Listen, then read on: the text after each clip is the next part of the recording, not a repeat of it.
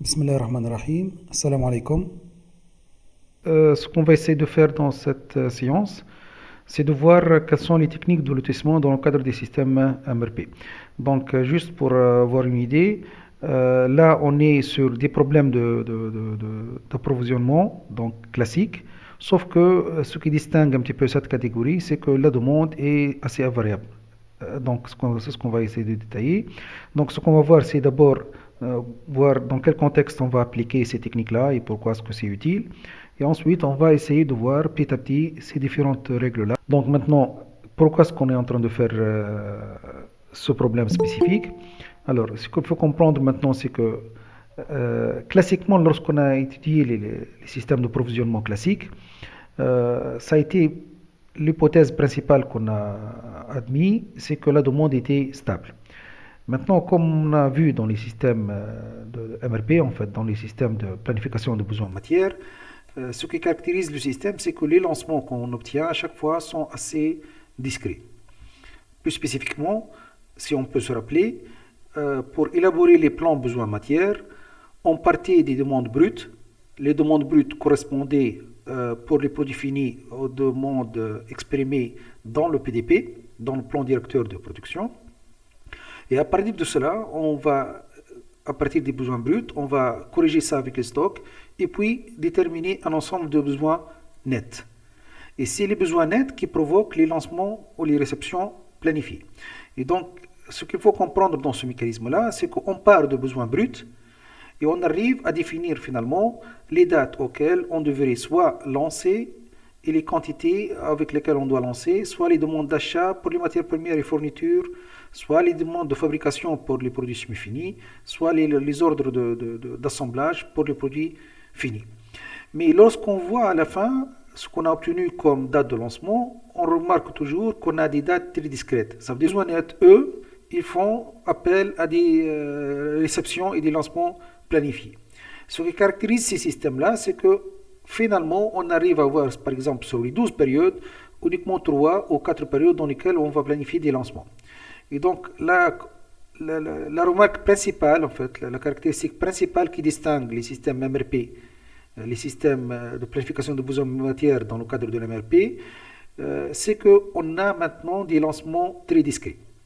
Et donc, on revient toujours au même problème. On est en train de voir comment est-ce qu'on peut regrouper les demandes de manière à minimiser les coûts de lancement et les coûts de détention.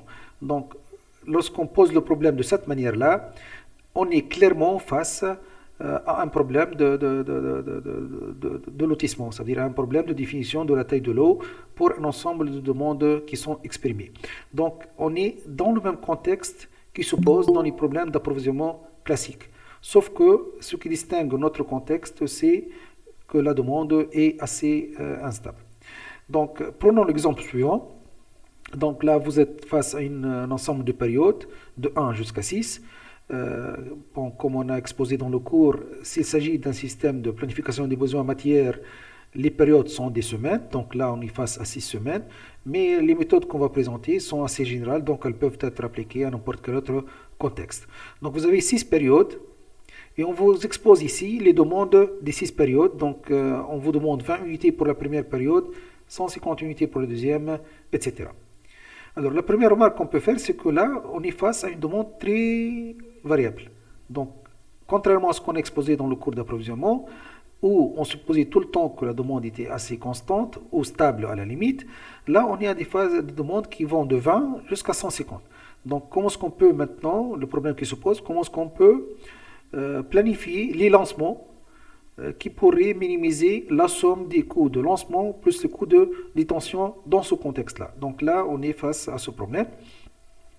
Donc, dans l'exemple qu'on va considérer, on va considérer que le coût de lancement est de 60 dinars par lancement. Maintenant, le mot lancement dans notre contexte dépend de ce que vous êtes en train de considérer comme demande. Donc, si la demande exprimée dans le tableau est une demande de produit fini, donc là, il s'agit d'un lancement d'assemblage. Si la demande exprimée dans le tableau correspond à un produit semi-fini, donc il s'agit d'un lancement d'ordre de fabrication. Et puis s'il s'agit d'une demande en matière première ou fourniture, il s'agit d'un lancement d'un ordre d'achat. Et donc dans les trois cas, on va considérer que le coût grand A est quelque chose qui est constant et qui est indépendant de la quantité à lancer. Donc, comme on a exposé exactement dans le contexte de l'approvisionnement. On va considérer, par exemple, également que le coût de détention, on a noté ça H, holding costs, en fait, il est de 0,25 dinars, donc 250 millim, l'unité par période. On suppose également, pour l'exemple, qu'on n'a pas de stock initial. Donc, la question qui se pose maintenant, de quelle manière on va répondre à l'ensemble de ces demandes-là? Bien sûr, comme on a exactement dit dans le cours, il existe plusieurs manières avec lesquelles on pourrait répondre. Une manière toute simple consisterait par exemple à dire, écoutez, on va regrouper l'ensemble de toutes les demandes en un seul lot et on lance une seule fois pour satisfaire les 6 périodes. Une autre proposition consisterait par exemple à lancer pour chaque période sa propre demande. Quelqu'un d'autre va vous dire, écoutez, on peut peut-être partager l'horizon en 2 parties. Une autre proposition consisterait peut-être à partager l'horizon en 3 parties. Et donc, vous voyez, il y a plusieurs possibilités, il y a plusieurs méthodes avec lesquelles on pourrait répondre à la demande. Toutes ces méthodes-là sont réalisables et ce qu'on cherche, c'est la méthode qui coûterait le moins cher possible en termes de coût total, somme coût de lancement plus coût de détention. Donc, on va essayer comme premier exemple, on va essayer de faire un lancement unique. Ça veut dire quoi un lancement unique? Donc, essayons par exemple de regrouper l'ensemble de toutes les demandes, de 1 jusqu'à 6, et ce qu'on va planifier, on va juste planifier une seule réception planifiée, ce que vous voyez dans la dernière ligne là, une seule réception planifiée d'une quantité totale de 365 unités, et donc le 365 c'est juste la somme de toutes les demandes. Donc, ce qu'on fait dans cette solution-là, c'est de lancer une seule fois, durant la première période, ce qui suffit pour couvrir le besoin des 6 périodes. Bien sûr, maintenant, pour l'évolution du stock, vous partez avec 365 pour la première période, vous consommez 20 pour la première période, donc ça vous laisse un stock projeté de 345. Maintenant, pour la deuxième période, vous attaquez la période avec un stock de 345. On va consommer 150 pour la deuxième période, ça vous laisse un stock de 345 moins 150, donc ça fait 195. De cette manière, on va continuer jusqu'à avoir un stock nul à la sixième période. Donc là, on est face à une solution possible. On va lancer un seul lot pour couvrir l'ensemble des besoins des 6 périodes. Donc, plus tard, lorsqu'on va essayer de comparer les solutions, donc dans cette solution, qu'est-ce qu'on a fait? On a essayé de lancer un seul lot pour la première période. Donc, le Q1 jusqu'à le Q6, ça va désigner pour nous, dans la suite, les quantités qu'on a décidé de lancer pour chaque période. Donc, le Q1, c'est la quantité qu'on va lancer pour la première période. Q2, c'est la quantité qu'on va lancer pour la deuxième période, etc. Donc, dans cette solution, visiblement, on a décidé juste de lancer Q1 égale 365 et on va rien lancer pour les 6 autres périodes. Donc, maintenant, cette solution nous coûte combien? Bien, c'est ce qu'on va voir. Alors, en termes de coût de détention, le coût de détention de stock, donc vous avez là un coût H, donc c'est ce qu'on a expliqué, donc c'est 0,25 dinars par unité par période. Donc ce qu'on va payer pour la première période comme coût de stockage, c'est 345 unités fois les 0,25. On va rajouter à ça le coût de stockage de la deuxième période, donc on a 195 unités qui ont été stockées pour la deuxième période, donc fois 0,25 également. Et donc le coût de détention total, ça va correspondre tout simplement à 0,25, qui est le coût, le H, fois la somme de l'ensemble des stocks. Donc fois 345 plus 195 plus jusqu'à plus 10. Donc en termes de calcul, ça va faire 0,25 fois 725, donc ça fait 181,25 dinars. Donc ça c'est le coût de détention correspondant à cette solution. Dans cette solution, on a fait un seul lancement, donc un lancement unique. Ça nous a coûté tout simplement grand A égale à 60. Donc le coût total de cette solution, ça fait 241,25. C'est une solution possible. On va voir maintenant ce qu'on peut faire pour améliorer le coût en proposant d'autres alternatives à cette solution. Donc, je reviens maintenant. qu'est-ce qu'on peut proposer comme alternative à cette solution-là?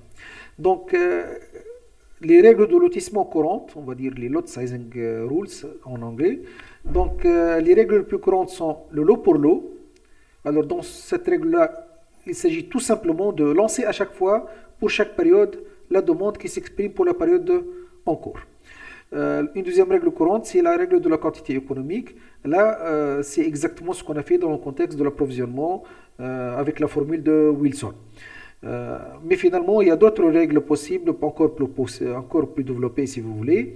C'est des heuristiques spécifiques. Je rappelle, qu'est-ce que ça veut dire heuristique? Une heuristique, c'est tout simplement une méthode approximative, une méthode approchée, qui permettra de donner une solution acceptable au problème courant. Donc, on va dans ce cours-là présenter 3 règles courantes pour ce problème de lotissement-là. List period cost, list unit cost and part period balancing. Donc là, c'est des heuristiques qu'on va essayer d'expliquer au fur et à mesure qu'on avance dans le cours. Il existe également une solution exacte au problème.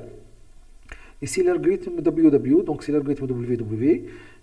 C'est un algorithme qui vous permet de construire une solution optimale. Donc, les règles courantes qu'on a présentées, le lot pour lot, la quantité économique, ainsi que les heuristiques spécifiques, sont des méthodes qu'on peut appliquer, mais la solution qu'on va obtenir de ces méthodes-là n'est pas nécessairement optimale. On n'a pas la garantie d'optimalité, on n'a pas la garantie que la solution qui est donnée par ces méthodes-là soit l'optimale. Et donc, si vous voulez chercher la solution optimale, on va vous présenter l'algorithme WW qui, lui, va vous garantir à chaque fois que la solution délivrée sera optimale en termes de coût total, coût de tension plus coût de lancement. D'accord. Donc, on va commencer par un petit peu voir les règles une par une. On va commencer par les règles courantes. Donc, le lot pour lot et la quantité économique. Alors, si on commence par le lot pour lot, l'idée était simple. Il s'agit tout simplement de lancer séparément la demande de chaque période. Donc, à chaque fois qu'on a une demande qui s'exprime dans une période donnée, on va tout simplement programmer un lancement pour couvrir la demande de la période en cours.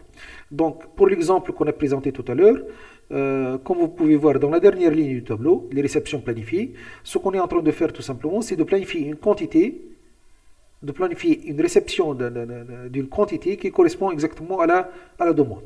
Donc, pour la première période, on a une demande de 20 unités, on va tout simplement planifier la réception de 20 unités pour la première période. Pareil pour la deuxième, troisième, etc. jusqu'à la 6e période.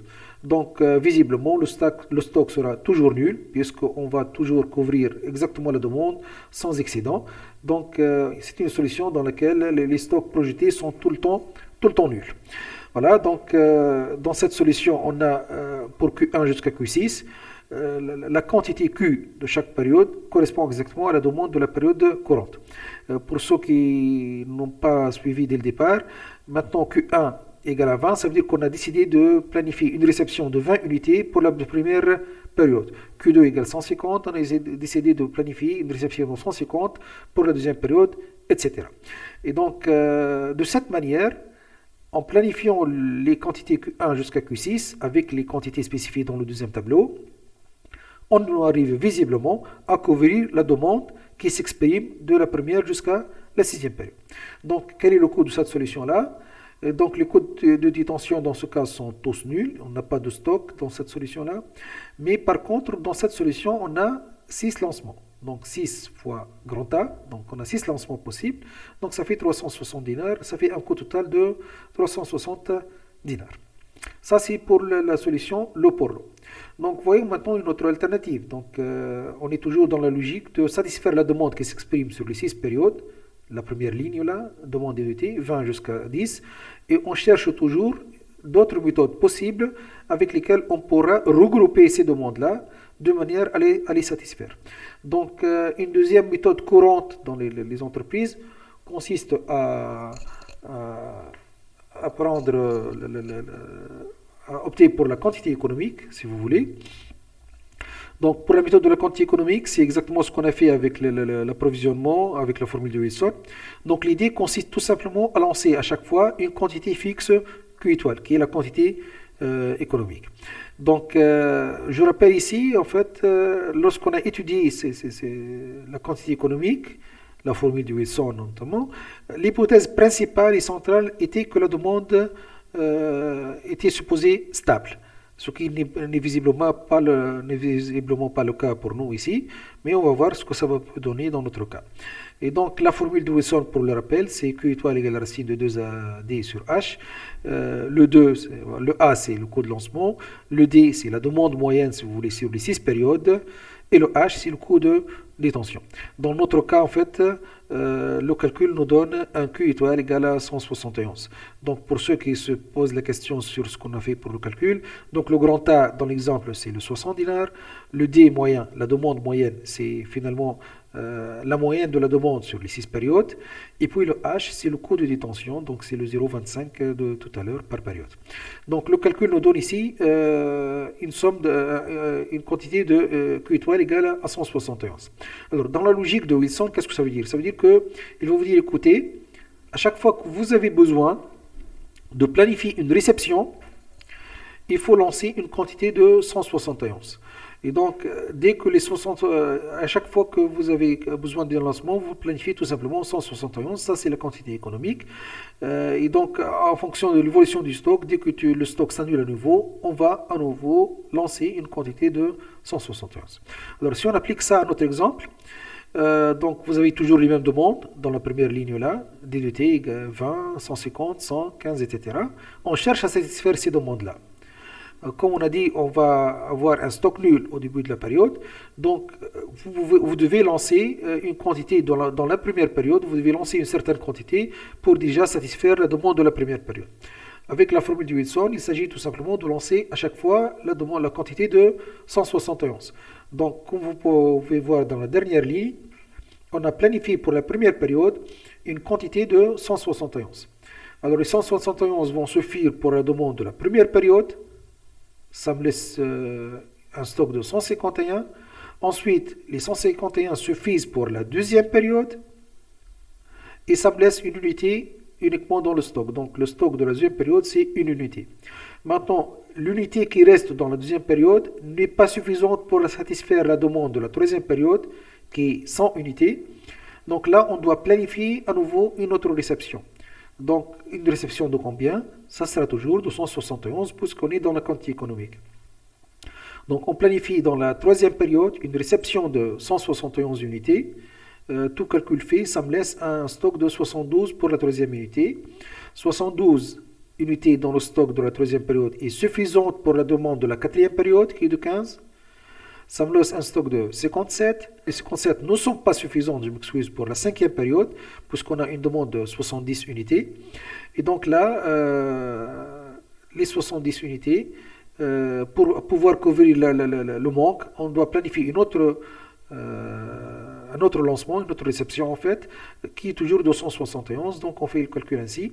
Et donc finalement, pour satisfaire les demandes qui apparaissent ici, et en se basant sur la quantité économique, on va être contraint de lancer 3 fois durant la première, troisième et cinquième période. Et à chaque fois, on va lancer tout simplement 171 unités. Donc, cette solution consiste à lancer 3 fois dans la première, troisième et cinquième période. Deuxième, quatrième et 16e période, on n'a pas de lancement. Et à chaque fois qu'on va lancer, on va lancer une quantité de 171. Donc, c'est une troisième possibilité. Qui consiste à lancer toujours la quantité économique qui est de 171. Alors, quel sera le coût de cette solution maintenant? Le coût de détention, c'est toujours la même formule. En fait, c'est le H, le coût unitaire par période, fois la somme des stocks. Donc, dans ce cas-là, on va faire le 151 plus 1 plus 72 jusqu'à 148. Fois le 0,25, ça nous fait un coût total de détention de 146,75 dinars. Ensuite, on a 3 lancements, donc le coût de lancement total, ça sera de 3 fois grand A, c'est 180, et donc un coût total de la somme des deux, en fait, 326,75.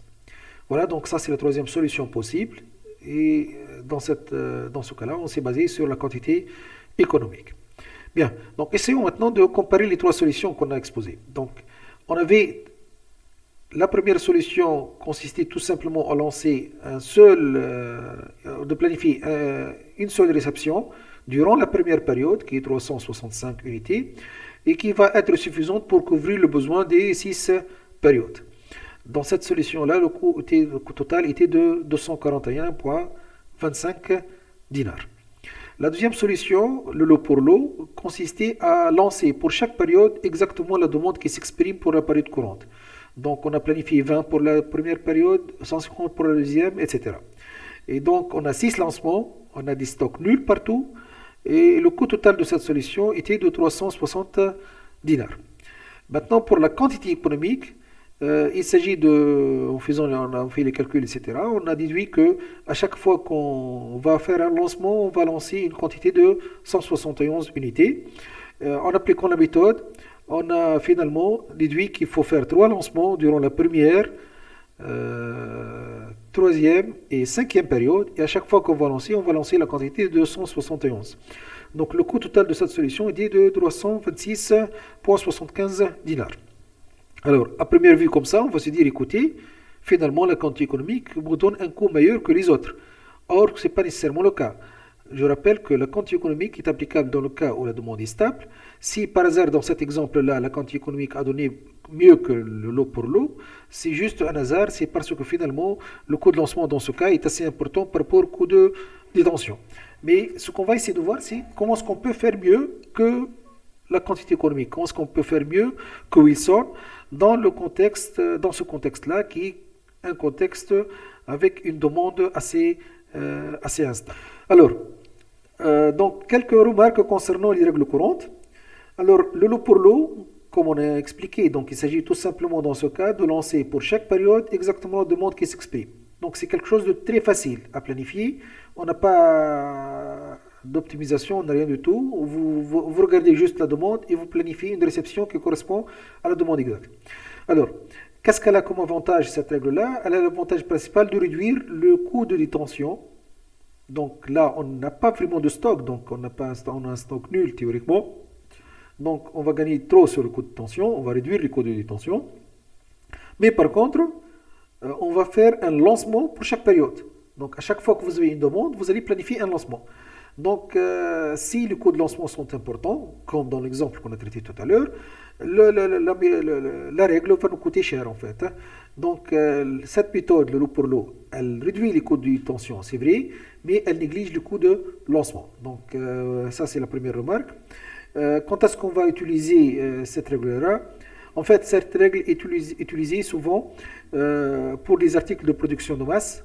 Ça veut dire que lorsqu'on a toujours des demandes qui vont s'exprimer, on ne va pas avoir des creux dans le plan, dans les besoins bruts, on ne va pas avoir de creux, de périodes creuses dans le plan de production, et donc on va produire tout le temps. Et donc si on va produire tout le temps, ça c'est convenable de planifier tout le temps des lots réceptionnés ou en production continue. Donc ça c'est le cadre typique où la règle peut être appliquée, c'est dans le cadre de la production de masse ou la production continue. Ça peut également être une bonne règle si les coûts de lancement sont négligeables, disons. Donc si vous êtes dans un cas où le coût de lancement, de fabrication ou d'assemblage ou même d'achat sont négligeables par rapport au coût de détention, par rapport au coût de stockage, là, c'est un cas typique dans lequel on peut appliquer la règle lot pour lot, et c'est une règle très simple à faire. Voilà.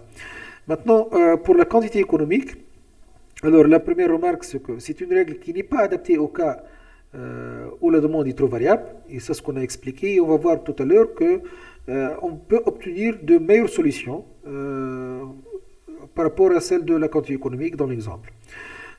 Donc, quand est-ce qu'on va appliquer la quantité économique dans le contexte réel?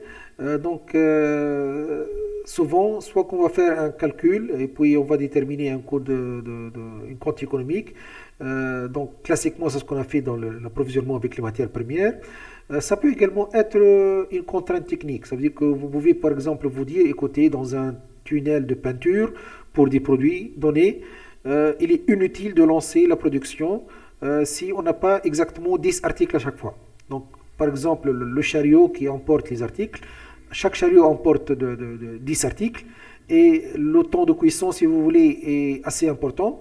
Donc, lorsqu'on va lancer la production, on lance par 10. Donc, c'est comme ça, et c'est une contrainte contraintes techniques. Donc ça n'a pas de lien avec, si vous voulez, les contraintes économiques de stockage, mais c'est plutôt une contrainte technique sur deux machines. Donc la quantité économique, quand est-ce qu'on va l'appliquer? Souvent, dans les systèmes de fabrication, on va l'appliquer lorsqu'il s'agit de contraintes techniques claires. C'est la taille d'un batch dans une machine critique, c'est la taille d'un espace de stockage intermédiaire entre deux machines importantes. Là, on pourra peut-être appliquer la quantité économique. Mais généralement, ce n'est pas quelque chose de très économique dans les contextes de fabrication, dans les systèmes de planification des besoins matières. Autre chose, on pourrait également appliquer la quantité économique si le coût de détention sont assez négligeables. Si le coût de stockage en total sont assez négligeables, la quantité économique peut être adoptée. Voilà. Donc ce qu'on va essayer de faire maintenant, c'est de voir d'autres méthodes qui peuvent encore plus améliorer le coût total de stockage dans ce contexte-là. Et j'insiste, on est dans un contexte où la demande est assez variable. Voilà. Donc, avant de se lancer dans les nouvelles méthodes, on va essayer de discuter comment est-ce qu'on pourrait déjà améliorer la solution de la quantité économique. Alors, le tableau que je viens d'exposer maintenant, c'est exactement le tableau qu'on a eu avec l'application de la quantité économique. Donc, vous vous rappelez, on a lancé pour la première période 171, pour la troisième, pour la cinquième, la même quantité 171. Et en fonction des demandes qui se présentent, donc vous avez 20, 150, 100, etc., on avait les stocks là. Alors, ce qu'on peut remarquer maintenant, ce qui est en rouge ici, alors, pourquoi on a une seule unité dans la deuxième période? C'est parce qu'on a lancé 171 pour la première, on a consommé 20 durant la première période, ça nous laisse un stock de 151. On a également consommé 150 pour la deuxième période, ça nous laisse un stock d'une unité. Maintenant, la question qui se pose, l'unité qui reste dans la deuxième période ici, quand est-ce qu'on va la consommer? En fait, l'unité qui reste dans la deuxième période est utile pour la demande durant la troisième période. Avançons un petit peu. Donc, l'unité qui reste pour la deuxième période, on l'a consommée dans la troisième période, mais elle n'est pas suffisante. Donc, on a lancé à nouveau 171 pour la troisième période. Donc, 171, ça me laisse un stock de 72 pour la troisième période. Ensuite, 72, je consomme 15 durant la quatrième période, ça me laisse un stock de 57. La même question qui se pose ici. Les 57 unités qui restent dans la quatrième période, est-ce qu'elles sont utiles pour satisfaire la demande de la troisième ou la quatrième période? Non, en fait. Les 57 unités qui restent dans la quatrième période seront consommées durant la cinquième période. Et donc la question qui se pose, pourquoi laisser un stock d'une unité à la deuxième période, de 57 unités dans la quatrième période, si ces quantités-là ne seront pas consommées durant les deuxième et les quatrièmes périodes? Donc comment est-ce qu'on pourrait améliorer cette solution-là de manière à garder les mêmes lancements? Donc j'aimerais chercher une solution dans laquelle je lance toujours dans la première, troisième et cinquième période. Donc je garde les mêmes périodes de lancement. Je me donne maintenant le droit de changer les quantités lancées. Je ne suis plus maintenant obligé de lancer à chaque fois 171. La question qui se pose, combien d'unités je dois lancer dans la première période, dans la troisième et dans la cinquième période? Combien d'unités je dois lancer dans ces périodes-là, de manière à satisfaire la demande, tout en évitant les stocks restants. Donc, pour avoir un stock nul dans la deuxième période, on ne va pas lancer 171, on va juste lancer 170. On va donc juste lancer ce qui suffit pour la première et la deuxième période. Donc, vous avez 20 et 150 comme demande pour la première et deuxième période. Donc, si je lance ici, au lieu de 171, 170, ça veut dire que je vais avoir un stock nul à la deuxième période. Donc là, la solution améliorée est dans le deuxième tableau. Donc ce qu'on a fait, c'est maintenant en rouge dans les réceptions planifiées. Au lieu de, dans la première période par exemple, au lieu d'avoir 171, on a maintenant 170. Et donc ça nous permet d'avoir un stock nul dans la deuxième période. Pareil pour la troisième période, au lieu d'avoir 171 dans la solution initiale, on va maintenant lancer 115. Eh bien, 115, d'où est-ce qu'on va avoir la valeur de 115? Eh bien, 115, ça correspond exactement à la demande de la troisième période plus celle de la quatrième période. Donc, en lançant 115 à la troisième période, on va consommer 100 unités à la troisième période, ça nous laisse 15 pour le stock, et ensuite, on va les consommer à la quatrième période, ça me laisse un stock nul. Pareil pour la cinquième période, on va lancer 80. Et bien pourquoi 80? Parce que 80 correspond à la demande de la cinquième et la sixième période ensemble, donc 70 plus 10. Donc on peut voir maintenant dans le deuxième tableau, c'est une solution dans laquelle on garde les mêmes périodes de lancement que celles qu'on appliquait avec les méthodes de la quantité économique. On s'est donné juste la liberté de changer les quantités à lancer. Et donc, du coup, on obtient une solution meilleure. Pourquoi une solution meilleure? On a les mêmes coûts de lancement que la solution initiale, on a toujours 3 lancements, sauf qu'on a gagné sur les coûts de stockage. Maintenant, on n'a plus à stocker des unités qui ne seront pas consommées dans l'horizon en question. Et c'est du bon sens finalement. Pourquoi est-ce que je dois lancer une quantité à la première période si elle sera consommée à la troisième période, alors qu'à la troisième période, on a un autre lancement? Ça n'a pas de sens. Et donc, la règle consiste maintenant, une règle d'optimisation consiste tout simplement à lancer exactement la demande qui s'exprime pour les périodes qu'on cherche à couvrir.